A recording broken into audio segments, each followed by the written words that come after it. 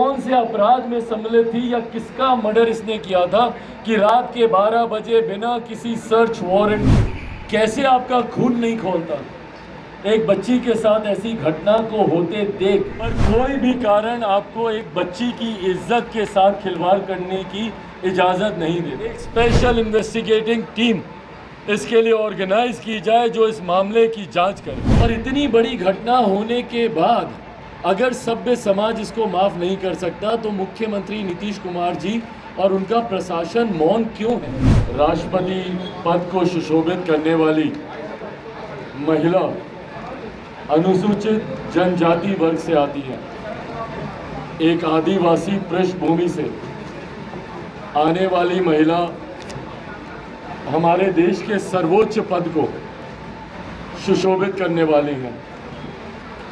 तो वहीं ठीक दूसरी तरफ बिहार प्रदेश में एक अनुसूचित जाति से आने वाली बच्ची के साथ जिस तरीके से दुष्कर्म किया गया है, मुझे लगता है मानवता की सारी सीमाओं को पार कर दुष्कर्म की सारी हदों को पार कर इतिहास में सबसे घृणित घटनाओं में से एक इस घटना का जिक्र होगा। मैं जिक्र कर रहा हूँ कौआ कौल थाने के अंतर्गत सरौनी गांव एक है, ये नवादा ज़िले की मैं बात कर रहा हूँ।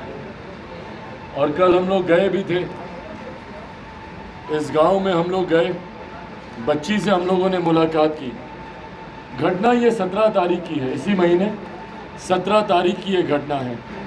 रात में लगभग पौने 12 बजे के आसपास दिन में कुछ बच्चों के खेलने में विवाद हुआ होगा। वो विवाद क्या है वो महत्वपूर्ण नहीं है, पर उस विवाद को आधार बनाकर, उसको बहाना बनाकर जिस तरीके से रात में पौने 12 बजे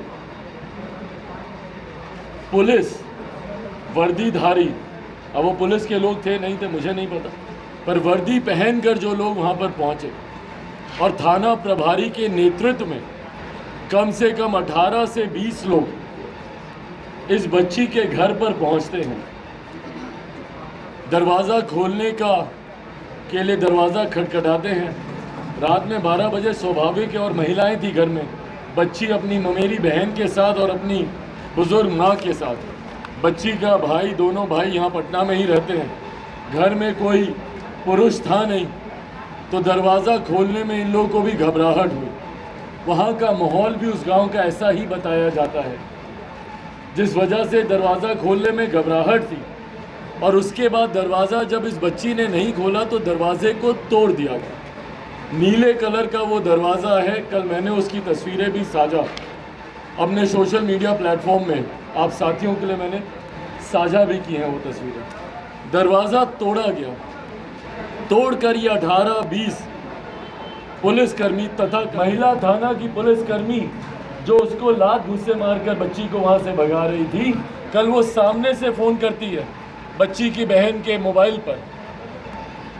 और क्योंकि उस वक्त मैं सामने मौजूद था, मेरे साथ पार्टी के तमाम और वरिष्ठ पदाधिकारी थे, जिसमें अरुण बाबू भी वहाँ पर थे, पूर्व सांसद जहानाबाद पार्टी के हमारे राष्ट्रीय उपाध्यक्ष। इन्होंने फ़ोन लेकर उस महिला पुलिसकर्मी से बातचीत की, और जब इन्होंने सवाल किया कि 6 दिन में क्यों नहीं उसकी FIR दर्ज की, तो उसने फ़ोन काट दिया। और उसके बाद जब बैक टू बैक मेरे अधिकृत नंबर से जब फ़ोन किया गया तो उन्होंने फ़ोन तक उठाना ज़रूरी नहीं समझा। इस तरीके से कानून व्यवस्था चलेगी क्या बिहार में? भाई कोई आखिरी बार आप में से कोई भी मुझे बता दे या तस्वीर दिखा दे, आखिरी बार बिहार की पुलिस ने, बिहार के प्रशासन ने कब इतनी विस्तृत कार्रवाई की थी किसी मर्डरर, किसी डकैत, किसी अपराधी को पकड़ने के लिए? कब पुलिस इतनी तत्पर, इतनी जागरूक हुई थी कि रात में 12 बजे किसी अपराधी, किसी तस्कर के घर पे जाकर रेड मार रही है? कब किया गया था? मेरे संज्ञान में तो नहीं है भैया। मैं तो रोज़ हत्याओं में जा रहा हूँ जहाँ जहाँ हो रही हैं। परसों मैं शिवर भी गया था, वहाँ पे भी 2 परिवारों में, एक पासवान वहाँ पर थे रामलाल पासवान जी, उनको उनके भाई को मार दिया गया। एक मुखिया पति सुबोध राय जी, उनको मार दिया गया।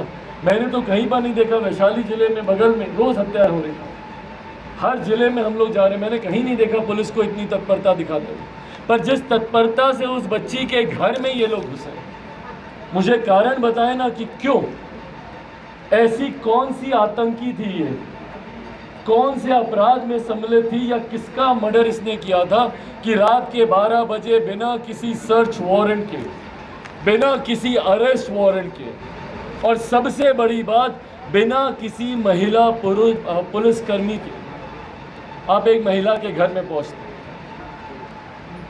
तो ये अपने में दर्शाता है भैया कि किस तरीके से भ्रष्टाचार में लिप्त है प्रशासन, दबंगियों के प्रभाव में है, दबंग जो कहेंगे वो किया जाएगा। इसीलिए साथियों, आज आपके माध्यम से कम मैं आग्रह करूंगा, सरकार गूंगी बहरी हो चुकी है, पर कम से कम मैं नहीं देख सकता कि हमारे प्रदेश की बहू बेटियों के साथ ऐसा, और अगर उसके पीछे कहीं ये सोच है, इन्होंने क्या किया, महिला अगर वो बच्ची सबसे ज़्यादा असुरक्षित कहीं पे थी तो इन्हीं पुलिसकर्मियों के सामने थी। एक हफ्ता बीत गया, 17 तारीख की ये घटना, कल 22 तारीख को मैं उसी गांव में था। इस एक हफ्ते में FIR तक दर्ज नहीं की गई, किसी ने रिपोर्ट तक दर्ज करना ज़रूरी नहीं समझा।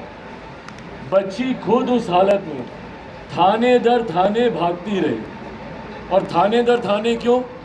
क्योंकि वो वहाँ के स्थानीय थाने गई, वहाँ के महिला थाना गई, वहाँ के अनुसूचित जाति जनजाति थाना में गई, थाने दर थाना ये बेचारी बच्ची भागती गई, किसी ने उसकी रिपोर्ट तक दर्ज करना ज़रूरी नहीं समझा।